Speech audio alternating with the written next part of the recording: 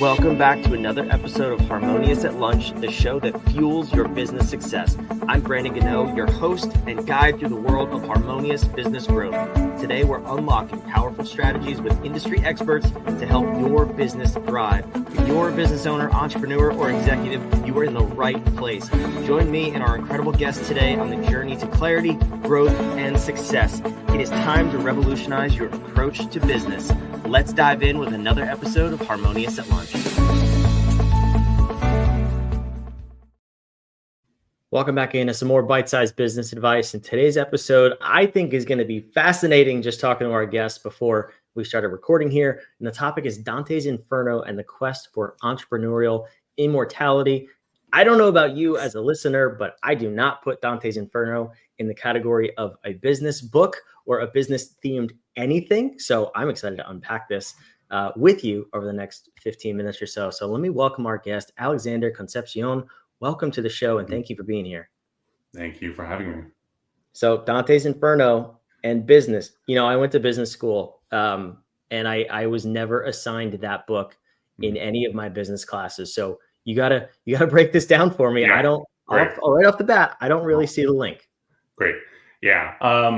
Largely Dante's Inferno and Renaissance overall is this process of humanization, of highlighting the human experience of life.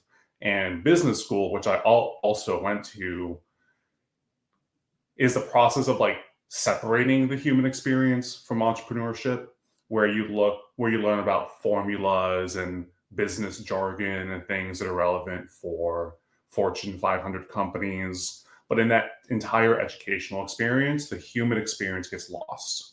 So boring, isn't it? Terrible. Yeah, I don't advise anybody else to go, by the way. Yeah, I burned my college diplomas, and I learned business by starting my own business. And going back to Dante's, first, it's this process of first seeing entrepreneurship as a human first experience. And what Dante's Inferno is about is this journey through hell on the way to paradise.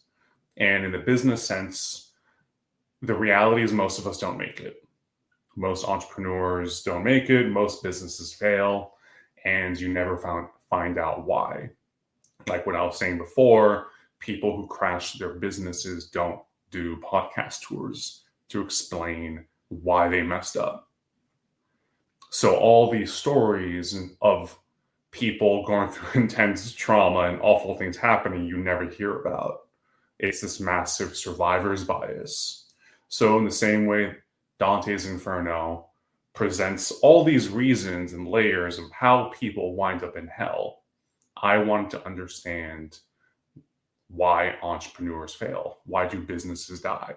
And it's the same process of dissecting business from the external world, the world we don't control, the internal world, the world we do control, and ultimately ourselves and our own relationships with our businesses. There's so many layers to dissect of how things go wrong and why they don't, and why things go wrong, and what can we understand from these stories and lessons and frames. So that's the arc of my book. Yeah, it's really interesting you say that too. I have a very limited data set here, but on this podcast in particular, we did have one guest, and his name is escaping my mind at the moment. It was probably about 200 episodes or so ago, where he was on a podcast tour to share the story of how he failed in business and what he learned about it. He came on this show. He actually had a podcast about just that and wanted to interview more people who had the same scenario. But this is episode 351. So one guest out of 351, you talk about the survivor bias. I think it's very true. And then we're left to kind of pick up the pieces as entrepreneurs and say, okay, what worked for all these other people, these survivor stories that we hear, and how can I apply that to my business? There's very rarely that cautionary tale of what patterns should I avoid? What mistakes can I learn from? So from that perspective, this is a very interesting topic. So diving into the book then and the similarities and the realizations that you had, what are some of the things that stood out for you as you started writing writing the book or going through this process? Yeah, going back to rehumanizing business, the critical variable in my book is energy.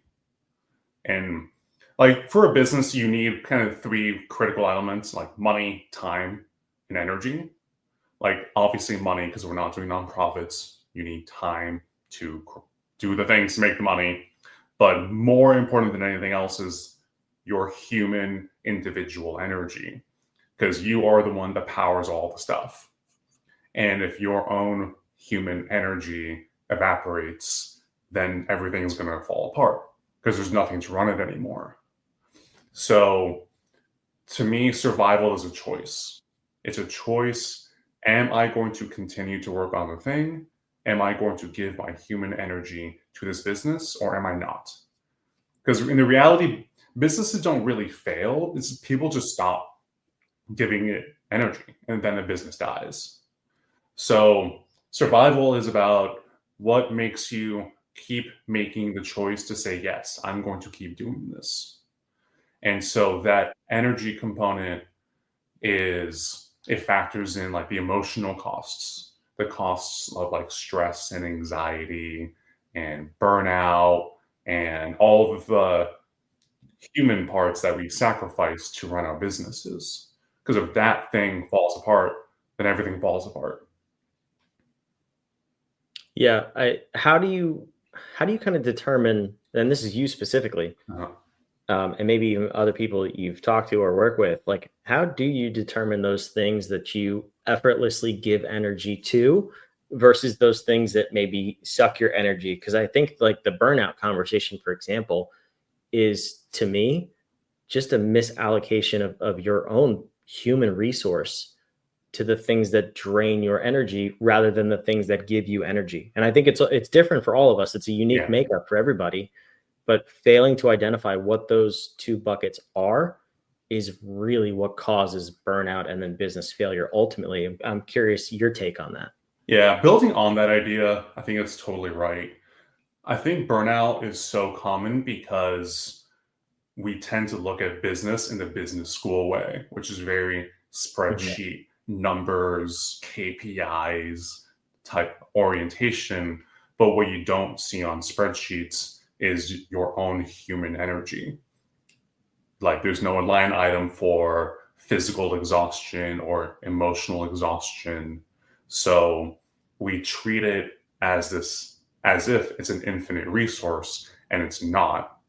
We're just drawing all this human energy from ourselves like infinitely, and then wonder, we get surprised of like, oh, how do we run out of that?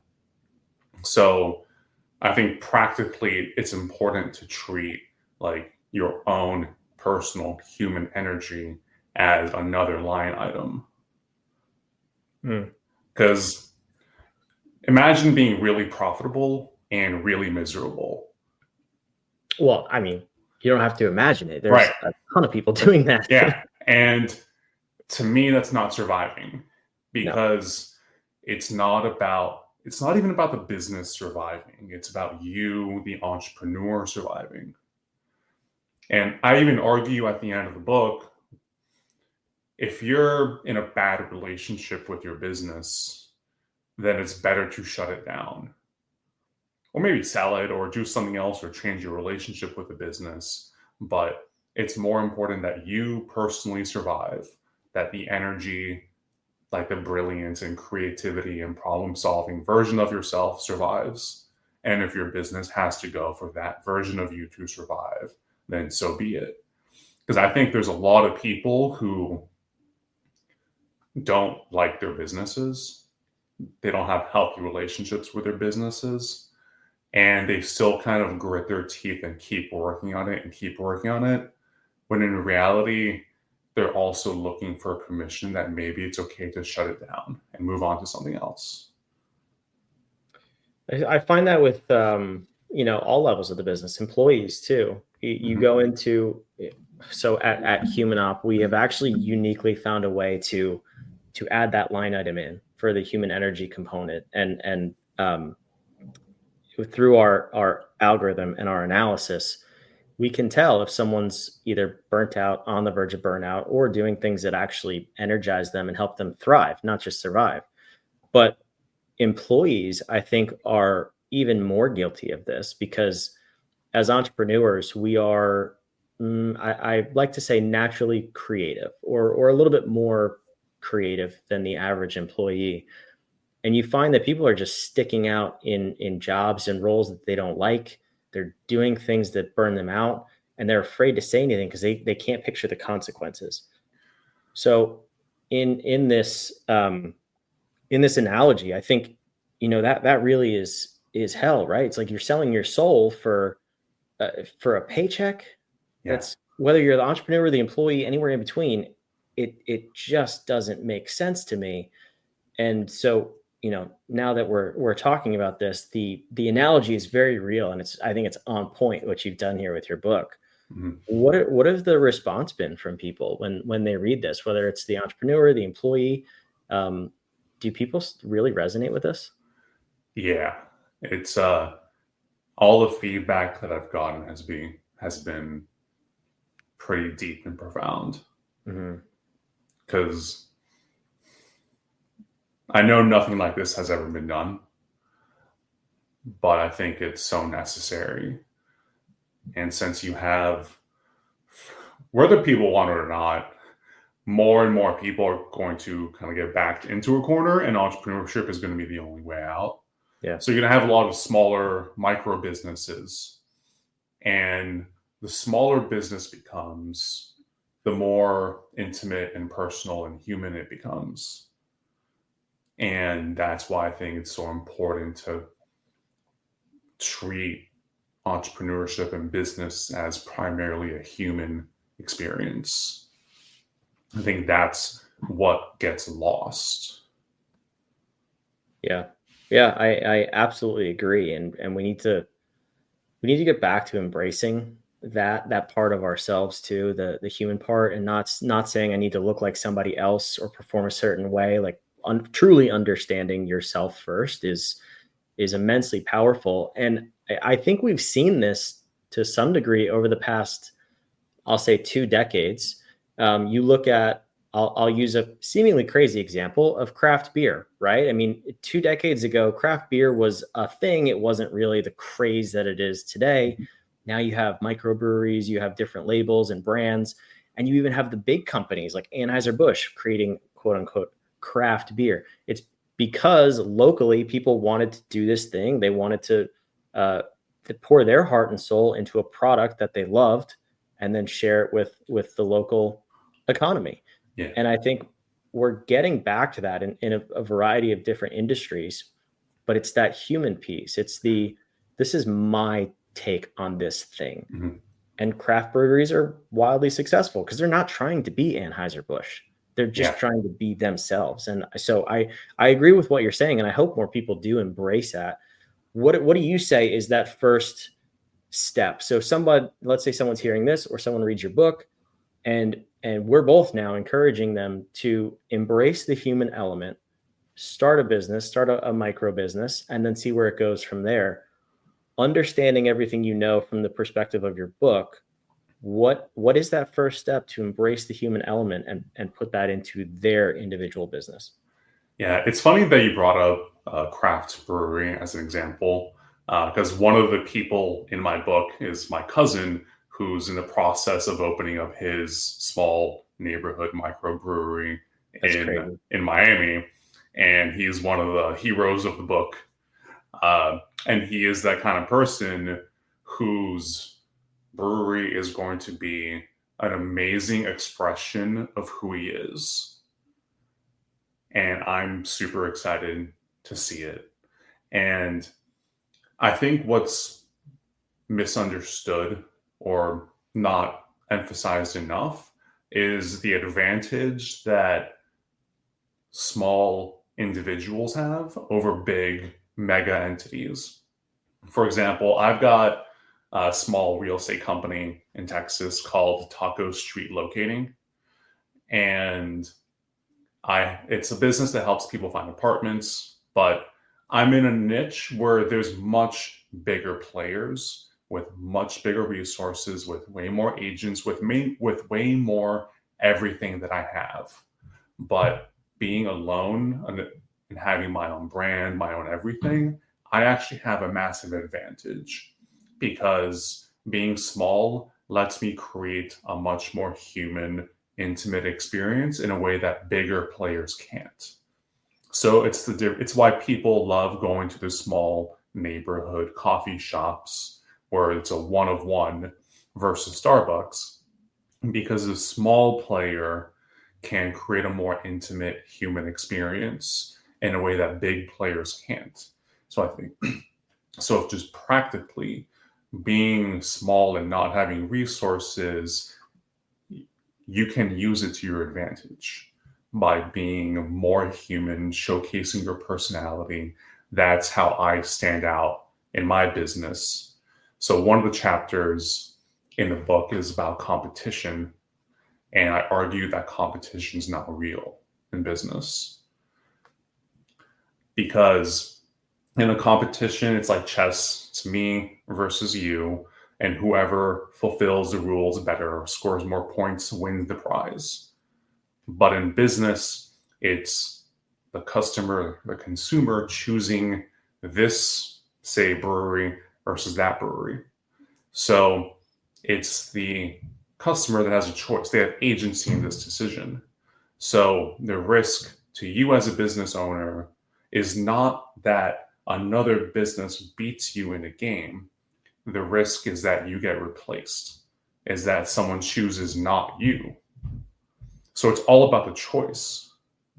And what most businesses do is they commoditize.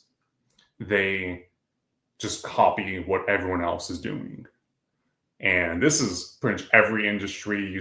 Like, if you just imagine like real estate agents or personal injury attorneys or nail salons, everyone's kind of doing the same thing the exact same way. And what happens when you're the exact same thing as everyone else, then you're a commodity, which means the only thing that differentiates you is price.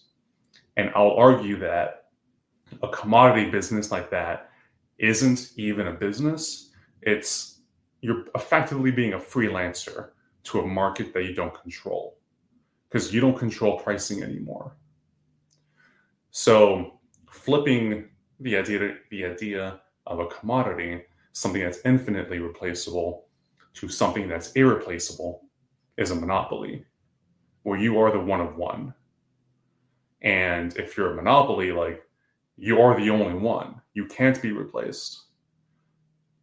And that's why, like, your own humanity is so important, because your individualness can't be replicated and can't be replaced. So that's the one freebie monopoly everyone gets, is your reputation. That's why so many businesses can function just on their reputation alone. Wow, that's I love episodes of this show that really just make you think deeply and reconsider maybe everything up until this very moment. And I think this episode is nothing but that. That's a really, really interesting perspective that I think myself, I know for sure I'm going to spend some time thinking about that, but you as the listeners too. There's a lot to unpack there in that last just couple of minutes of what Alexander says about how you structure your business, and how you think about yourself and your relationship with your business. I'm sure the book is jam-packed of thought-provoking statements just like that one. And I hope more people go get it. So Alexander, let's end with that question. Where can people find the book? Where can they learn more about you, and take this next step in continuing this conversation? Yeah, the book is at survivalfirstbook.com. It's on Amazon. There's an audiobook that I personally recorded. So if you want to listen to me talk for 9 hours, like, that's an option. It's in all the available channels. I'm not that hard to contact. So if people read the book and they want to really go deep into this journey with me, then, like, I'm super into it. I love it. That's fantastic. The link is on the screen, survivalfirstbook.com. It's also down below in the show notes, wherever you're watching or listening, along with more links, social media, and everything else about Alexander and the book. So could definitely go check that out. Let me end with this one question then, because the book and the concept is so big and it's so disruptive. If there were, let's say, someone who's in business and it's not going as smoothly as they thought it would, or at least they wanted it to at the beginning, what would the one thing be that you would want them to get out of reading this book? Simplify is just the most elegant, effective approach to risk. Simplification is just the process of reducing the surface area of disaster. I like it. Well, that's amazing, Alexander. Thank you so much for being here. This is a great episode. Yeah, thank you for hosting me. For those of you watching, listening, wherever you are, again, links down below in the show notes. We hope you enjoyed this one. We'll see you on tomorrow's episode of Harmonious at Lunch. Thanks for listening to another episode of the Harmonious at Lunch podcast. Make sure you subscribe on whatever platform you're on, and we want to invite you to join us in the Small Business Success Facebook group, our private group where guests and listeners come together to grow your business. We want impact-driven entrepreneurs who are ready to go to the next level in this group so we can all share ideas, collaborate, and grow our businesses together. Go to whatif.com/group, and we want to invite you to join today. See you on the next episode of Harmonious at Lunch.